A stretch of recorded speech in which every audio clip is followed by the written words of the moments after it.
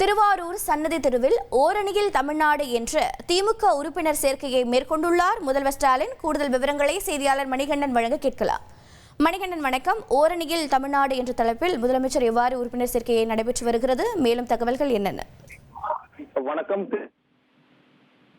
கலந்து கொள்வதற்காக 2 நாள் பயணமாக நேற்று திருவாரூருக்கு தமிழக முதல்வர் வருகை புரிந்துள்ளார். அதன் பிறகு பவித்ர மாணிக்கம் முதல் திருவாரூர் மேம்பாலம் வரை சுமார் 5 கிலோமீட்டர் தூரம் தொலைவிற்கு ரோட் ஷோ நிகழ்ச்சியில் கலந்து கொண்டு பின்பு தஞ்சை சாலையில் உள்ள மறைந்த முன்னாள் முதல்வர் கருணாநிதியின் 9 அடி முழு உருவ வெண்கல சிலையை திறந்து வைத்தார்.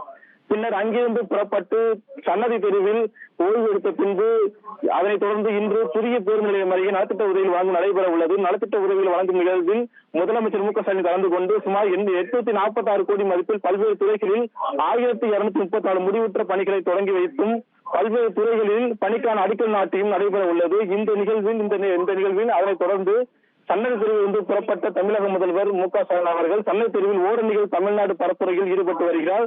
மேலும் 4 ஆண்டு சாதனை பற்றியும் எடுத்துரைத்து வருகிறார்.